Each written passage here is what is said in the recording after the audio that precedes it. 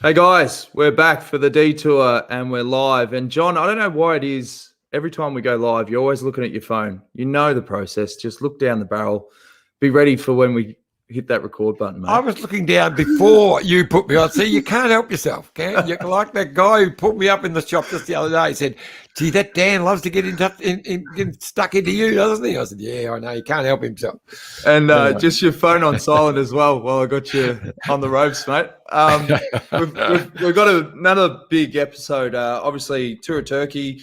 Big talking point was Mark Cavendish winning 4 stages, but even bigger for us Aussies was Jay Vine. What a race, finishing second by a measly 1 second. But his story as well, Johnny, it's going to be a good ep, I suspect. I know it's going to be good. I'm really looking forward to talking with Jay, who's I think you've got him in the waiting room right now, so we might as well bring him straight in. But it's a wonderful story of how he got to the big dance floor. And Jay, you join us now live from Girona. Thanks for joining us on the detour, mate. How are you feeling after a massive week? Yeah, pretty stoked with obviously how it all went down. Disappointing to miss out by 1 second, but we as a team, I think we gave everything we had. I certainly tried every trick in the book on that final stage after the bonus seconds were taken away. But looking back on it, it was probably the best way to start my career, really. Was there a bit of chatter going around? Like, there's been a bit of press about winning the Zwift Academy challenge, and I think we've found this emergence of virtual racing. A lot of them go, "Oh, yeah, how's that going to transfer onto the road?" But the fact that you've got this result in your first race in Europe, I mean, it shows that the data is pretty much bang on. I mean, you're in really, really good form. Yeah, I mean, I had some of these questions before as well, like how does virtual racing sort of transfer onto the road? And it's like it's virtual racing is not going to prepare you for world tour pro racing. The moving through the bunch, like you could be Primož Roglic and really burn so much energy just trying to move around the bunch inefficiently. So that sort of stuff you really do have to learn in real life. But using Zwift and all these tools as training tools to work out if athletes are talented enough to do the numbers is I think a really good quality in virtual platforms, because you can always teach someone to move through a bunch. You can always teach someone race tactics. I think, it's a really good scouting tool for those parts of the world that don't have exposure to European racing, like Asia, like Oceania, like Africa, like South America. I think there are a lot of hidden talents out there. I agree with part of that. There's no doubt about the hidden talent, but I've seen people you'll never be able to teach how to go through the bunch correctly, mate. They just don't get it. But anyway, it's another story. But look, I'd love to talk to you in more detail about how the whole Zwift Academy thing happened and how you got onto the World Tour. But well, we just touched on Turkey, your first race with your new team. So. You must have been really nervous before the start of stage one. Yeah, I mean, absolutely. Like, it was not only was it my first race with the team, it was my first race of the year. It was my first race in over 18 months in a bunch of over 50 guys, and like all this stuff. The first pro race, it's. First time in Turkey, it's a massive experience, and it was snowing, so the stage had to get postponed and then moved, and there's all these little things of racing around a city street circuit in Turkey for only 80 kilometers, so there was no real settle down period during the race. It was pretty much go the entire time. It was a new experience, but the team was really supportive. I had no expectations going into the actual overall event, which was really like pressure relieving, even though I sort of gave myself a bit of pressure to perform on stage 5. But yeah, I mean, once we were in the bunch, it was pretty surreal racing against guys that I don't ever watch on TV. That's for sure. So it was getting lots of attention, the race, because one, with Mark Cavendish finally getting a stage win and then continuing on.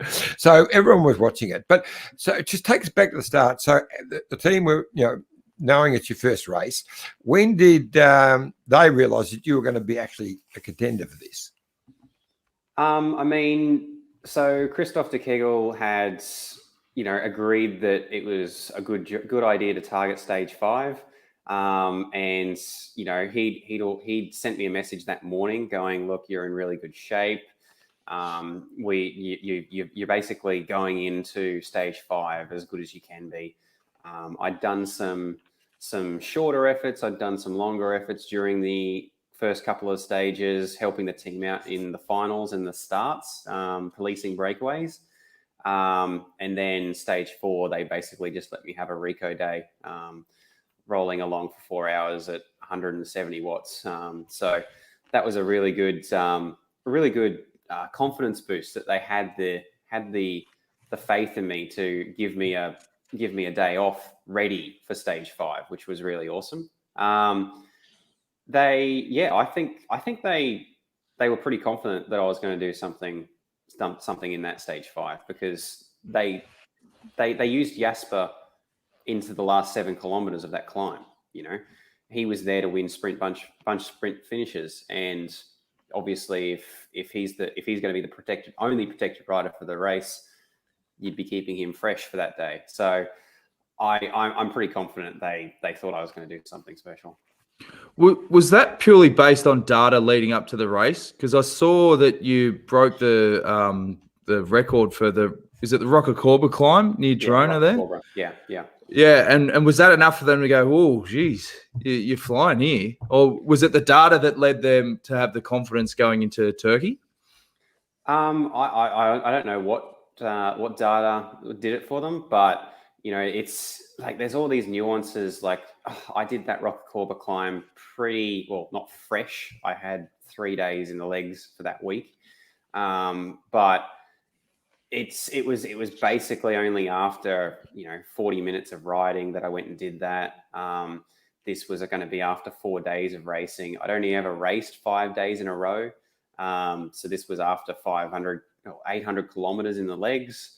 And it was also at the end of 4 hours of racing. So we hit that climb with 4 hours in the legs.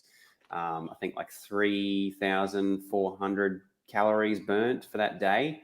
So, and it was at altitude as well, which I'd never experienced. So, all these little nuances combined, anything could have gone wrong. So, yeah.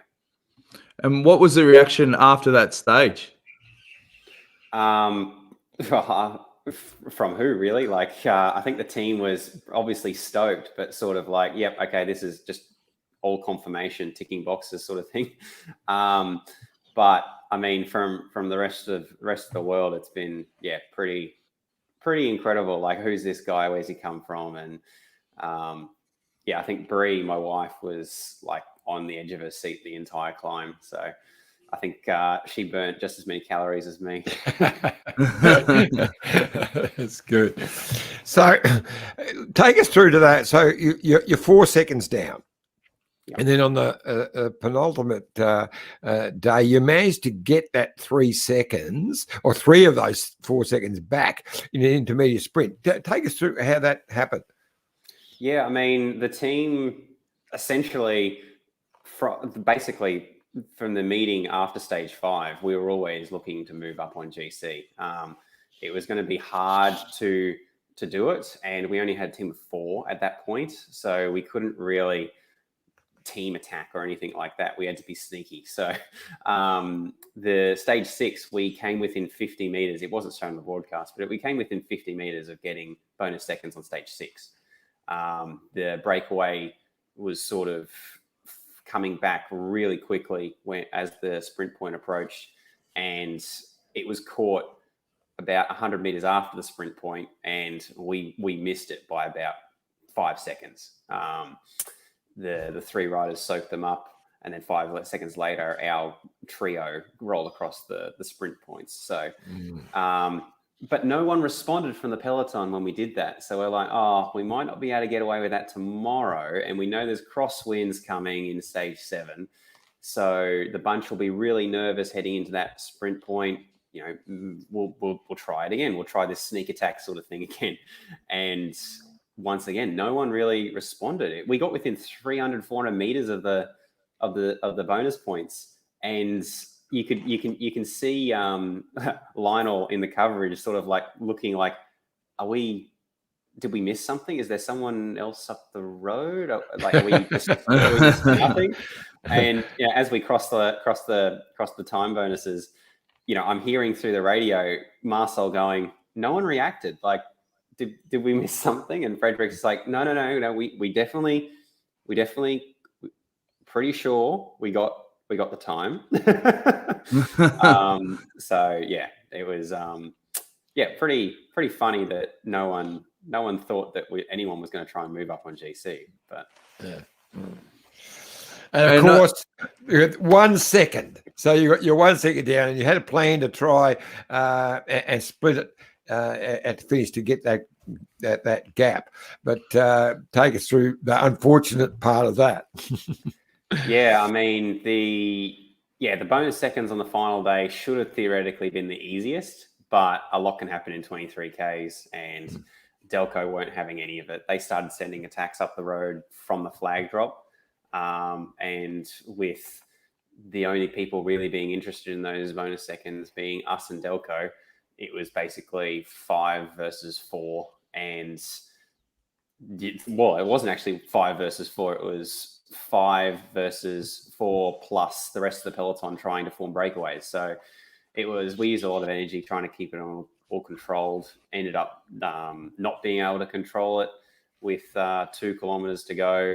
2 riders went up the road, and when I tried to attack out of the peloton with like 800 meters to go, I ended up falling short by 100 meters, and Jasper had to outsprint Cav for the last green jersey points. So didn't sort of go away there. So they weren't going to give it up without a fight. Fair enough.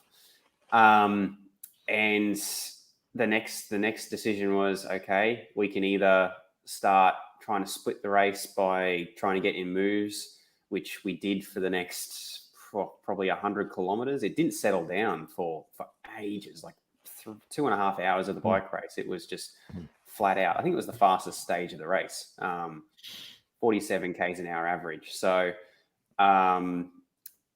after that all didn't work. The final opportunity was going for splits in the finish, and sort of hoping that there wouldn't be, mechanicals or crashes in the last 3 Ks to neutralize the time.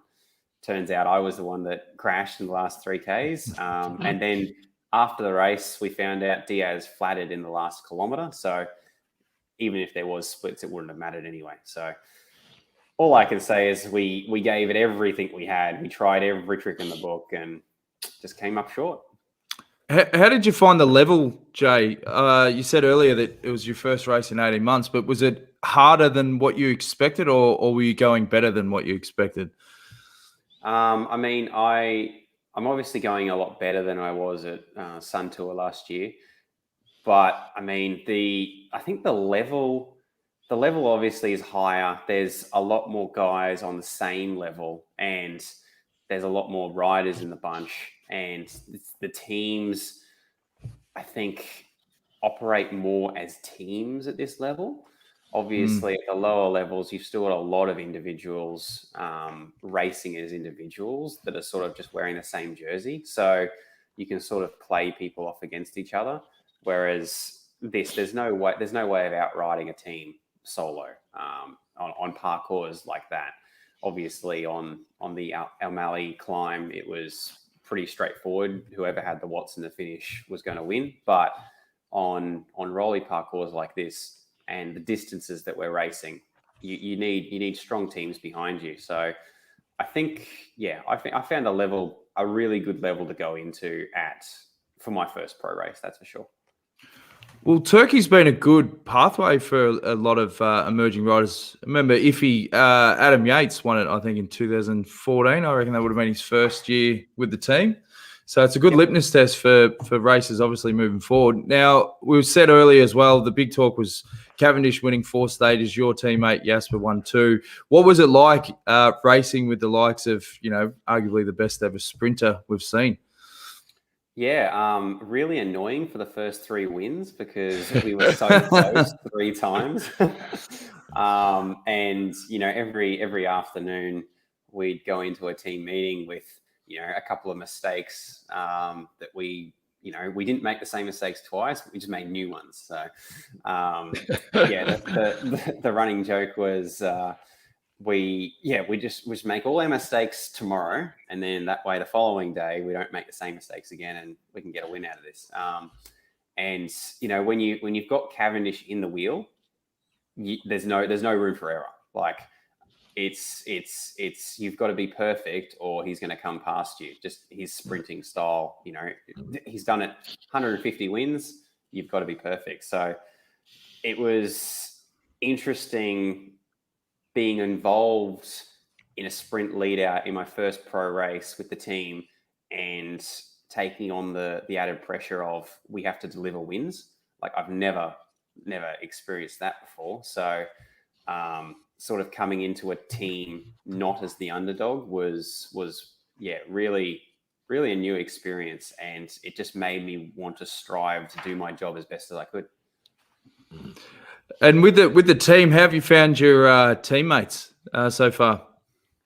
Yeah, really good. I was learning as much as I could every day. Stuff like not stopping on the top of a climb to take a piss, because at this level, riders being dropped, they may blockade the road and will barrage the road, and you'll never get back on. Stuff like that wouldn't have even occurred to me. So little tips like that, learning how to move through the peloton as a group, positioning near the front of the race for crosswinds, all those sort of things. You hear on TV, you must be at the front for crosswinds, but it's easier said than done. And, you can't always be at the front for every kilometre of the bike race. So picking your moments and when to move up through the bunch.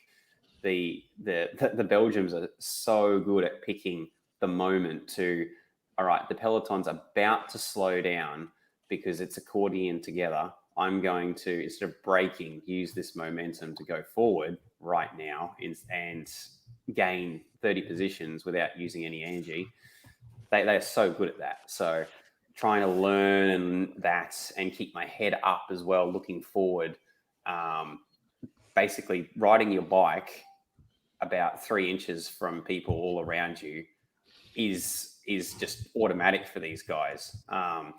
Actually looking around and the race tactics is what they're all thinking about. So, yeah. And obviously, you texting John? That is just bloody rude. No, I wasn't texting, Dan. I turned my phone back on.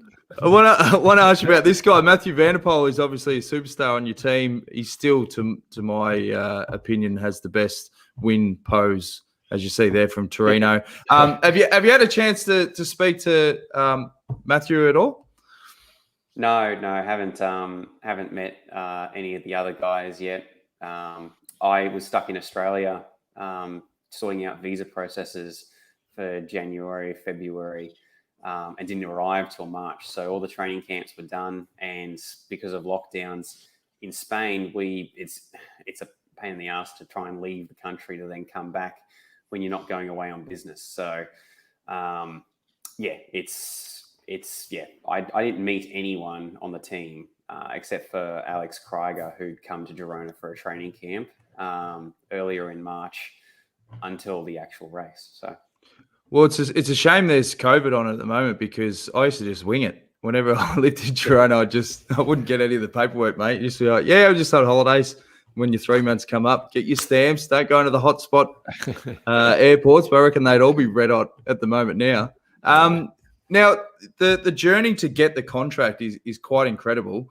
Do you want to explain to people what actually happened with the Zwift Academy challenge and how did you get the contract with Alpecin? Yeah, so the Zwift Academy for the last 3 years has all been under 23s only. So, you could be, or under 23 and try and get a continental feeder team contract with, I think it was BMC or Team Dimension Data, that's the one. And that was essentially ruled me out. When I first started road cycling, I was 22, but I was barely at a state level cyclist. So I didn't even bother signing up for the Zwift Academy because I knew I wasn't competitive at all. After that, I was ineligible. So I was trying to make my way through the classic Australian cycles of trying to get on the best team I could and try and get myself as many UCI starts, possibly in Asia, Oceania, and maybe, if I was lucky, a European race or two. But by the time I was ready for that sort of stuff, COVID hit. So 2020 was Herald Sun Tour, 5th overall, and then nothing. So we had to reevaluate. Okay, well, we've got this Zwift platform. Let's try and use that as much as we can, and maybe I can get on a continental team in Europe. But then the further on from that, the hard bit was trying to get out of Australia. You've got to have a special exemption that's usually only granted to people who have employment, and continental cyclists are not employed. They're classified as amateurs under the Australian government rules. So trying to get out of the country for that was going to be pretty hard as well. Zwift Academy announced that they were opening up the competition to elites in August or something. And that was when Brie, my wife, and I decided that, this is our only chance. Anything else that comes up throughout the year, be it NRS, Nationals in January, all that is secondary, because your best chance of going pro in the next 3 years is probably going to be Zwift Academy. So me and my coach talked about peaking for literally every single little event they had. I think it was 12 workouts across 8 weeks of the academy. And yeah, we basically used each workout as a race peaking event, tape a recovery day with some openers the day before. And, we didn't even do them in order. We lined them up so that each day I'd have the best form for that particular workout. And so once you win that challenge, that was the guarantee to get the start you've got now. Yeah. So then there was a finals week in late December. So yeah, we're already in December now when the finals are happening. Most contracts have been sorted months ago, back in August, September. The rest of my current teammates were actually on a training camp at the time that the finals were going on. So I missed all the pre-season training camps. They went on a second training camp in January, which I also missed because COVID. And yeah, there was a finals week for about 5 days, maybe 6 days. Everyone was in different parts of the world. Everyone was in their own Airbnbs with their own videographer. We did a couple of challenges. My favorite challenge of the whole lot was they sent us out for a 3-hour ride. I think we had to average 0.65 intensity factor, and then come back to the Airbnb and immediately jump on the indoor trainer and do a scaled workout. So they basically took your FTP from a ramp test that you'd done the previous day, and they recalculated the values of Matthew Van Der Poel's Amstel Gold race win for the last hour. So they scaled all his numbers and watts per kilo, and you had to do his efforts for the last hour of Amstel Gold. So it was basically you had to do, I think I averaged an intensity factor of like 0.95 for the 58 minutes after already doing the 2 hours of, or the 3 hours of endurance. And the scary thing is that still doesn't even compare to what he did, because obviously that was only 3 hours of bike racing, whereas Amstel was like 5 or something. Yeah. That's Amazing. nuts. Yeah. Iffy? Yeah. Okay. It was great to see those photos pop up that you just put up before, because it took me back to that Sun Tour, which is, the beginning of 2020. Yeah, that's the shot there. And that was after the stage up at Mount Buller. So I remember you'd ridden pretty well up Falls Creek 2 days before. So it's two. You in that little group about a minute. There's a couple of you about a minute down, but this was really impressive. I remember, you were only like a handful of seconds behind those two, and they're both World Tour riders now. Jai and Sebastian, and I think you were only about 9 seconds behind them. So you really were right in the mix. I was very impressed. Yeah, I mean, we learned a lot from that race. There's just silly stuff like on Falls Creek. It was a brand new head unit that I had on that day, and power meter was a pedal-based power meter, and I'd had the wrong crank length set. So we're riding up Falls Creek for over an hour, and I'm looking at my numbers like, these are a bit low. I reckon if I tack here, the group's fairly controlled. We're sort of going easy. Lachlan Morton's up the road. If I bridge across to him, I reckon I got a chance of doing something on this day. Turns out we'd been riding threshold for over an hour, and I was too focused on numbers at that point. The Sunweb ramped it up, and I was caught like two kilometers later and dropped pretty promptly after that and rolled in for 8th. So we decided that, okay, let's be a bit smarter here and wait as long as we can on the Buller climb. And yeah, turns out waiting was the best tactic. And I was positioned not in the ideal position when Seb attacked on that climb, but I'm pretty happy with the 3rd place on that stage. It was pretty surreal racing with the Yates brothers and the rest of the guys that were there. Impressive. Did you feel that you learned a lot about yourself having to deal with the setbacks of COVID? Obviously, you had good form, and then the racing stopped. But to look back now and what you've done mentally, going, okay, well, I'm going to find an opportunity somewhere else, and you did, and here you are now. Has that really built this sort of mental resilience, do you think? I think I probably always had a bit of mental resilience, coming from mountain biking, the marathon mountain biking side of things. You don't race really with other people. A lot of the marathon racing, it's very mentally challenging because you're pretty much solo most of it. When I was marathon racing, it was essentially just the Brendan Johnson show, who he'd ride away from the entire group of the rest of the contenders in the first 20 kilometers, and it'd just be who's going to make up the podium behind him for the remainder 80 kilometers. So and in races that long, so 4.5 hours, you always have down spots, and being able to push through those, knowing that everyone's going through that, sort of defines how you're going and how you're going to end up in the end. So the mountain biking, I think, or that aspect of the mountain biking really, really helped, mentally prepare for that sort of, challenge.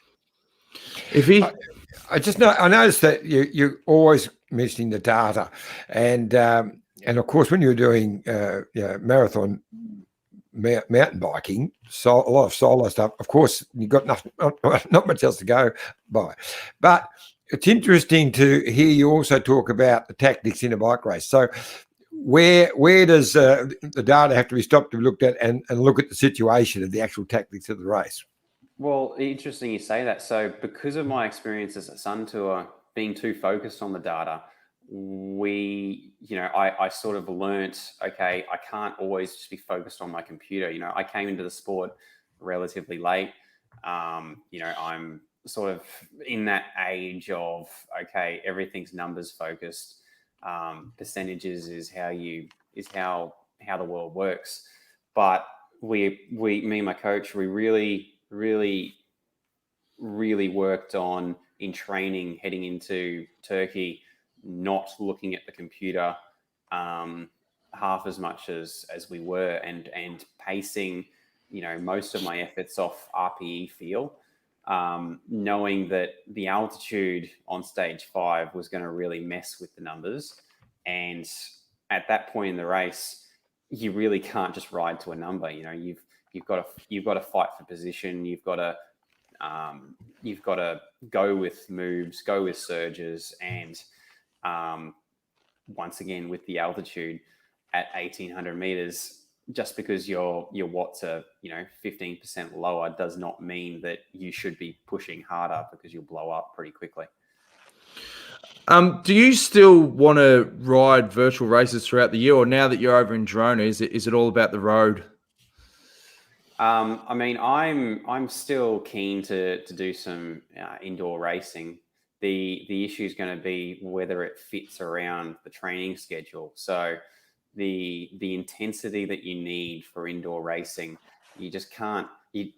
It'll almost ruin your week of training, especially if you've got back-to-back tours coming up. You can't be putting too much intensity in. Otherwise, you'll ruin your season. That, coupled with the Premier League that's going on right now, you have to be in a Zwift team already to be able to participate in those. The Zwift Worlds is something that I'm going to be looking into. Hopefully, if it's in the December region again. I think that'll be a good warm up, essentially, for the Nationals running in January, if they put it back to the original time slot. Well, there's talk that it might be in the Olympic Games down the track, because we've had Michael Rogers on the show who's really leading the virtual racing side of things for the UCI, but the sky seems like it's the limit. I mean, are you still dead against it, John, given that you're old school? I was never dead against it. I just don't understand it well enough, actually. So I shouldn't knock anything that you don't know much about it. So even I'm fascinated just listening to you talk about the whole Zwift Academy, because it's just something I don't know enough about. So yeah, you tipped me into that one, Dan, but I'm not going to go any further with that one. Hey, it's a new world out there. Old farts like me, I suppose, have to start getting on the coattails of it. I like to think of it as like it's a different discipline. If not everyone likes cyclocross racing, not everyone likes trials, 20-inch trials, MTB. I don't know. It's not racing, but that competition. Not everyone likes every sort of discipline. So, there's going to be a bit of crossover between road cycling and indoor Zwift racing. But I think the coolest part of it is when you get guys who, are racing the Tour de France that, hop into Zwift racing, and they're just doing their training, and, you can take the racer off the road, but they still want to win on the indoor trainer. So, it's the competitiveness is always still there, and Zwift racers know the game, and they quite often can beat a seasoned European pro just by knowing the nuances. You mentioned cyclocross earlier. Your team's obviously known for cyclocross, and we had Heinrich Hausler on a couple of weeks ago, and he talked about how beneficial that was for his early season form. Is it something that you'd want to dip your toe in? Possibly. The amount of stuff that I want to do is too much for my first season, that's for sure. So my goals for the end of the year are going to be hopefully starting Lombardia. That's a big goal of mine. And obviously that being in October, still got to have an end of year break, and I'm really wanting to have a good run at Nationals for next year, in January, which means there's not going to be much of a break there. How much intensity can I put in to a December block?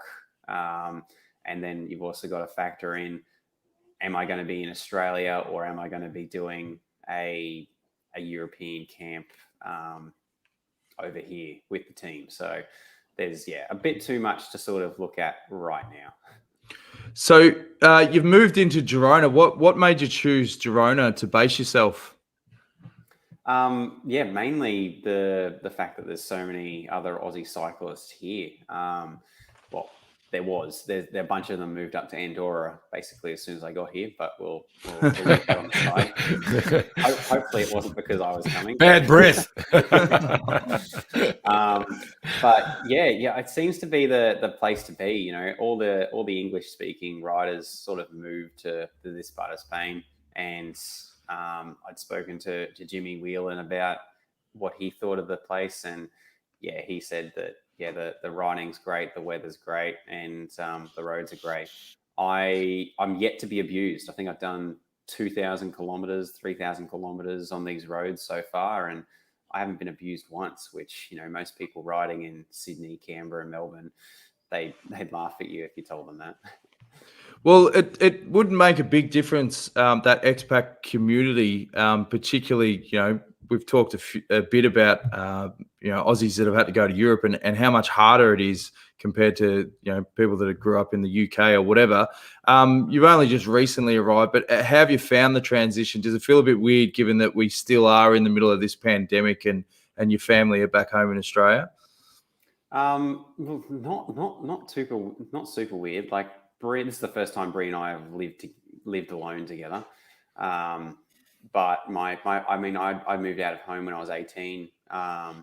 And we saw our parents. My parents moved away from Canberra pretty promptly after that because my dad was in the military. So I'd see my parents maybe once or twice a year. So that's not really different. It's probably a big thing for Bree. She's basically never lived outside of Canberra, her hometown.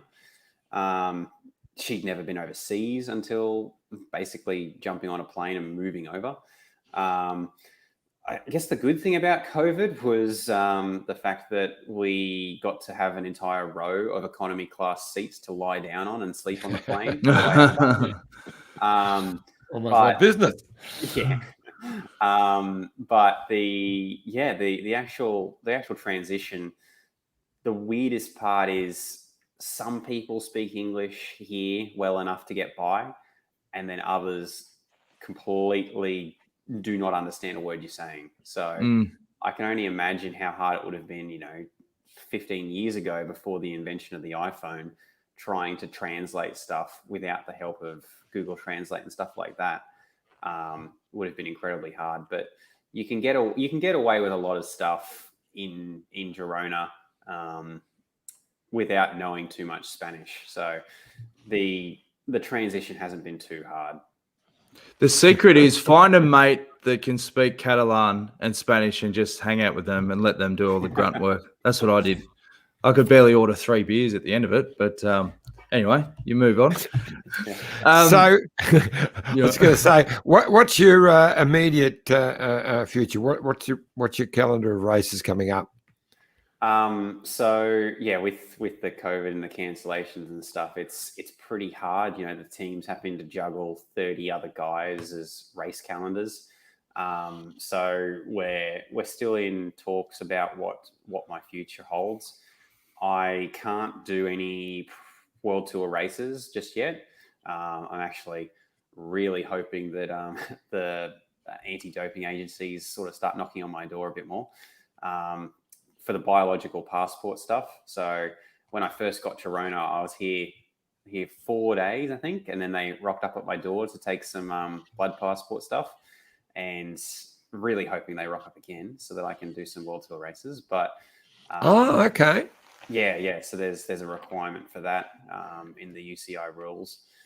So still waiting for that to happen. But I think I'll be staying at the pro level for a little bit. Christophe de Kegel really wants to wants to do right by me and the Zwift guys to develop me. You know, they're not just trying to, you know, fulfill the contract and just churn me out and then spit me out on the side after 1 year and that be that.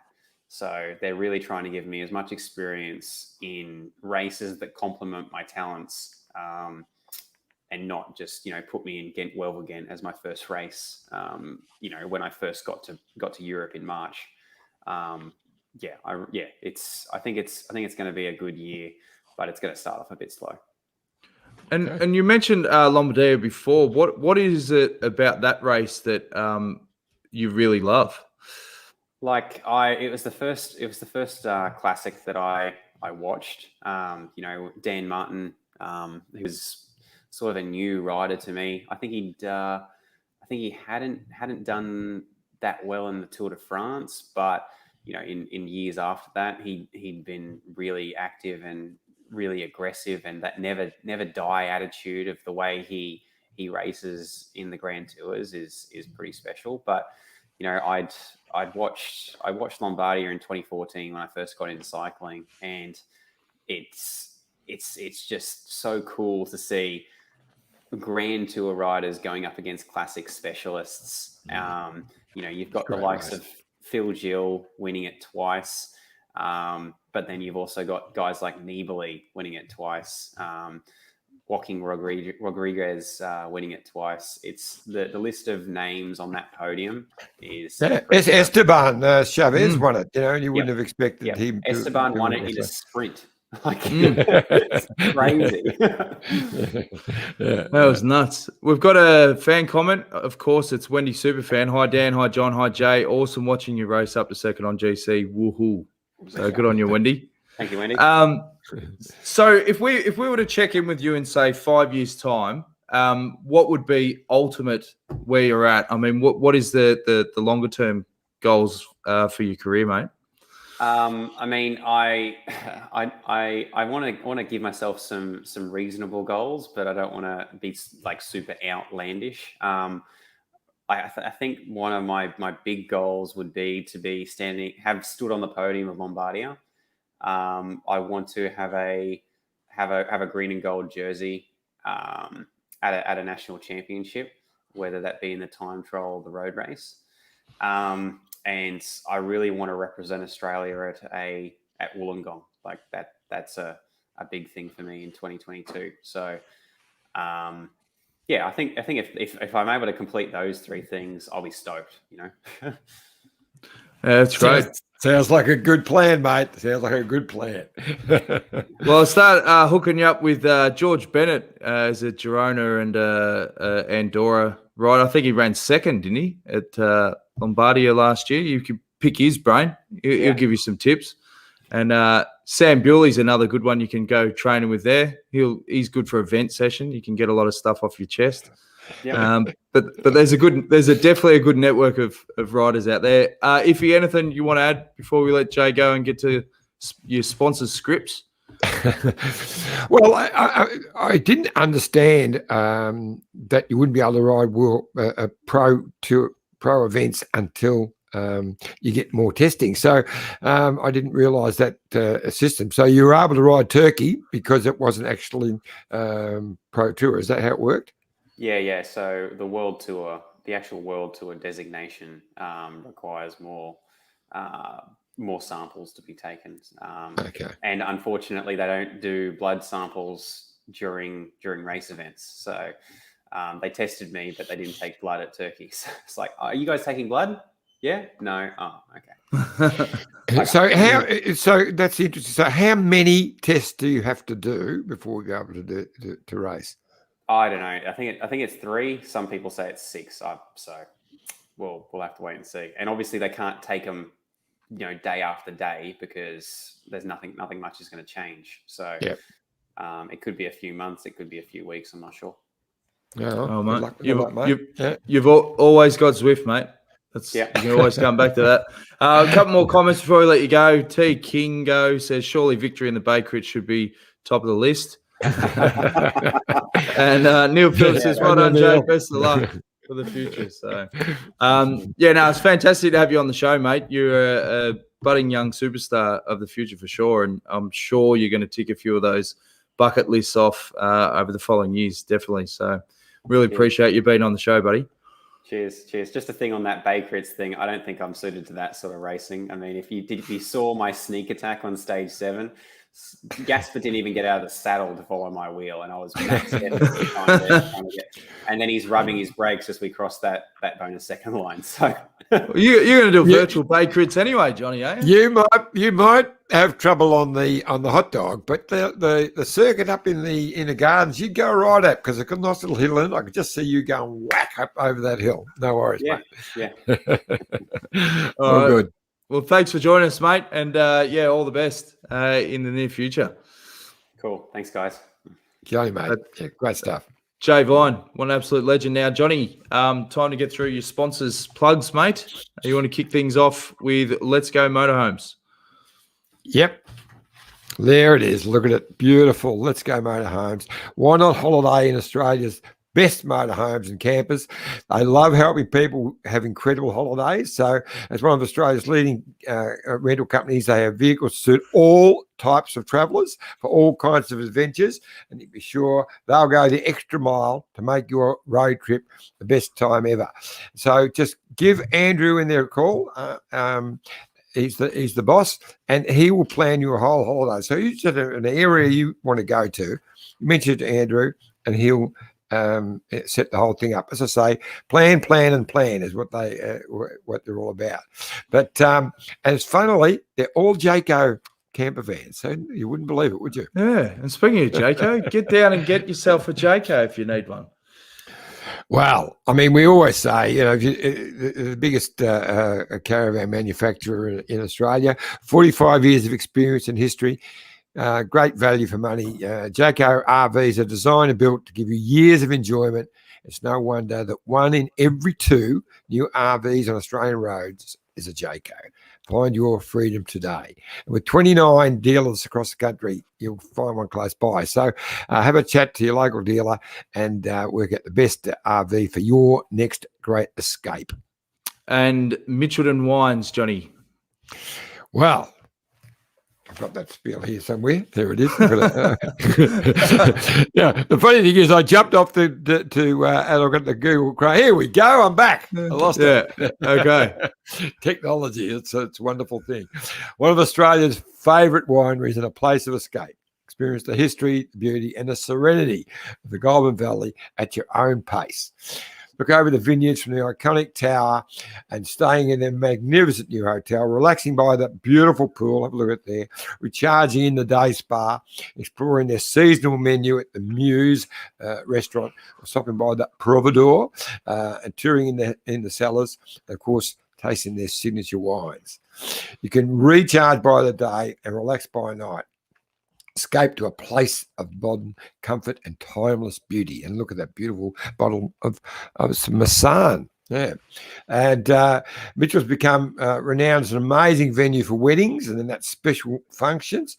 So they offer unique spaces so you can a wedding outside overlooking the beautiful Goulburn River or inside underneath the tower. Just amazing. And of course, there it is, the amazing Aboriginal Art Gallery down in the cellars. It's the largest privately owned Aboriginal Art Gallery in the world, and it is staggering. You just see some of the quality paintings in there. And there it is, my old favourite, the $10,000 Land Cruiser with a €5.5 million paint job. It's back. I think that's an all-time high. I think we've broken records, folks. Here's a quick word from our great mates at Bike Exchange. Look at this bike. You think it's just a bike, right? But it's not. It's a bike 374 people are looking at. This guy, this girl, them, all looking at it. People from here, there, and wherever this is. People that are looking for a bike. Or just a piece of it. Amateurs, semi-amateurs, and pro-amateurs. This guy wants this bike, but with this crank and these bars. This could be the perfect match. but not this one. This girl has a bike to sell, and thousands of people might purchase it. Eyes on Bikes help grow small businesses. His, hers, yours, and the latest data and insights help those businesses keep moving. We are the world's #1 bike marketplace, with over 500,000 products and 900 brands, where buyers and sellers are brought together in a place where a bike is never just a bike. Bike Exchange, where the world buys, sells, learns, and rides. Thanks again to our great mates at Bike Exchange. Now, big weekend of racing, Iffy, Liège, Bastogne-Liège on Sunday, is it? Yeah, so we had Flèche Wallonne just finished yesterday, which is an amazing race, finishes on the top of the Mur-d'Oy, and two fantastic races. But the women, Anna van der Breggen, seven in a row. Seven. Yeah, that's that many. Yeah. It's funny. It's funny that climb, because there's certain riders that it just suits them. I remember Albacini with the Greenwich. Every year he'd always be thereabouts, and obviously Valverde and Alaphilippe won in the men's overnight. But he certain did. riders, It was a great win, and Roglic hit him hard, hit him early, but Alaphilippe shows he's back on form. But gee, how good is Valverde? He turns 41 this weekend, 41, and he was right there. He was supposed to be hanging the wheels up. He was doing the Olympics, and it was going to be his last year. And he's suddenly saying, I actually don't feel 41. I think I might go on. And why wouldn't he? Exactly. It's the opposite of this young talent emerging. Like some of these guys, half his age. Like, it's incredible. Well, it's the one thing I was going to say to young Jay, but he's 25, but he's just bursting onto the European scene. In the old days, they would have said, he's just a youngster, will help him along. He's almost an old codger. Now, 20 and 21-year-olds are dominating the racing. But I think I really like his style. He's not overawed by it all. To actually make that decision with your wife, say, you know what, we can do this. Let's really give this Zwift full effort. He really calculated it. He gets over there, rides into Tour of Turkey against Cav and all these stars with teammates he's never even met before, and he's in the pointy end. So I think he's got a big future. It's a great example of, like, if you've got focus and drive and you're prepared to do the work, it's going to take you there. A lot of people just go, oh, nah, it's probably not going to happen, don't bother, or whatever. But if you do actually go for it, I mean, the doors will open up. And that's why when you hear the bucket list and goals, you're like, yeah, it's going to happen. It will happen. It reminds me of you and me, Dan. Oh, yeah, when we pitched the doco idea back in 2005. And here we are, Johnny. The detour still lives. We're still going, mate. Yeah. As we always say, if you want to get behind the show, youtube.com/The Detour Podcast. Tick on subscribe and notifications. We're going to be back. We'll have to obviously recap Liège, and we've got some big guests lined up. But also, when the Giro starts, we're planning to go live every stage like we used to. So we'll just have a set time, go for it. Johnny will be 5 minutes late, but that'll be fine. But we'll be every night for the Giro. It's going to be a lot of fun. Anything you want to add, John? All good? All good, Daniel. Yes. All right. You're a superstar, mate. Yeah, thanks, mate. We'll see you again on the next episode of the Detour. This is the winning